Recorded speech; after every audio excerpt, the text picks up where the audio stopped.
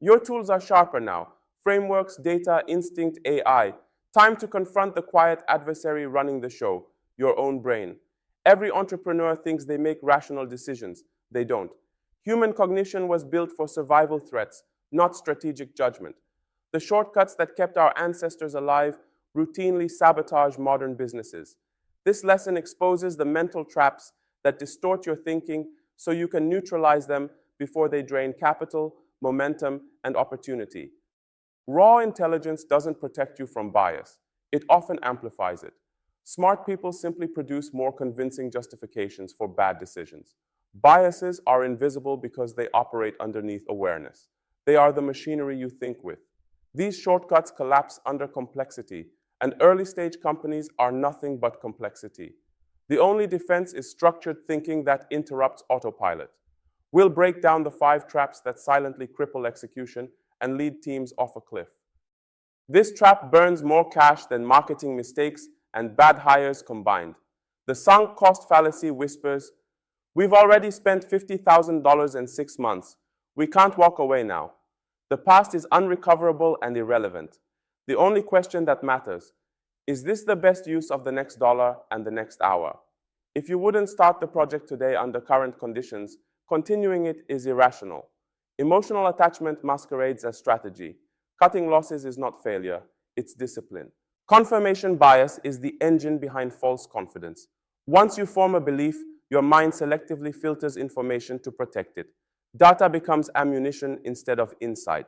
Teams get trapped in self-reinforcing loops, where optimism masquerades as evidence. This creates strategy built on illusion rather than reality. Actively collecting contradictory information breaks that cycle and increases decision accuracy dramatically. The discipline to test your own assumptions is rare, and that rarity is exactly why it becomes a competitive advantage. Success stories distort reality. You study the winners, copy their behaviors, and assume the actions cause the outcome. What you don't see are the thousands who followed the same playbook and failed. Omitted data leads to false lessons. Success depends on timing, luck, distribution, relationships, variables missing from surface-level analysis. Balance the narrative by studying failures as rigorously as successes. The insights that actually improve decision-making are buried in the cases that didn't survive. The first number you hear rewires your expectations. A vendor throws out $100,000. You negotiate to $80,000 and feel victorious, but the fair price might have been $20,000. Anchoring quietly manipulates your expectations by turning the first number or first idea into a reference point. Everything afterward gets distorted relative to that anchor, even if it's arbitrary or strategically irrelevant. This drives bad negotiations, overpriced deals, and flawed forecasts. Resetting to first principles valuation forces you to analyze independent of external framing. You recover your ability to think clearly because you're grounding decisions in fundamentals, not someone else's narrative. It's a disciplined reset that keeps you from being steered. Groupthink is organizational autopilot disguised as alignment. The desire to keep meetings smooth and conflict-free leads teams to silence concerns, filter objections, and converge prematurely on the safest sounding plan. Innovation evaporates and risk multiplies beneath the surface. A structured dissent process keeps discussions honest by forcing diverse viewpoints into the open. When disagreement is normalized instead of penalized, you expose weak logic early and preserve the integrity of long-term decisions. Healthy conflict is a strategic asset. Your emotional state reshapes your interpretation of risk, reward, and urgency. Stress compresses your focus and exaggerates threats. Euphoria inflates confidence and blinds you to downside. Both distortions create choices that feel rational in the moment but collapse under scrutiny. By inserting a buffer, delaying major decisions until your physiology resets, you restore cognitive accuracy. Emotional neutrality isn't just advice, it's a performance requirement. A tired or agitated brain cannot evaluate complexity with precision. A premortem neutralizes bias by shifting perspective. When you assume a failure has already happened, your brain becomes free to identify vulnerabilities without defending the existing plan.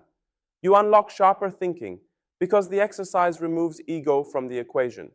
Teams become far more honest about operational weaknesses, unrealistic assumptions, and failure points. This creates risk mitigation before a single dollar is spent or a line of code is written. It's preventative strategy rather than reactive autopsy. Establish a no committee to challenge ideas and identify overlooked flaws. A no committee builds structured resistance into your workflow. Instead of waiting for problems to surface organically, often too late, you give trusted people permission to dismantle your logic. This process forces clarity, reveals blind spots, and prevents enthusiasm from overriding realism. Rotating the role keeps feedback fresh and prevents interpersonal friction. Decisions that survive this stress test are measurably stronger, and the ones that don't fall apart long before they can cause real damage. Decision journaling exposes the gap between what you think your reasoning was and what it actually was. Over time, patterns emerge, recurring assumptions, biases that appear in clusters, or decisions consistently made under the wrong emotional state. This is how founders evolve from reactive execution to intentional judgment. The journal becomes a record of intellectual honesty, a mirror that reveals how you think, not how you remember thinking. That clarity compounds into sharper choices and fewer strategic misfires. Bias is unavoidable, but its impact can be controlled through structure and discipline. Tools like premortems, dissent rolls, and decision journals keep strategy grounded in reality rather than instinctive shortcuts. Understanding how your mind distorts information is the foundation of precise judgment.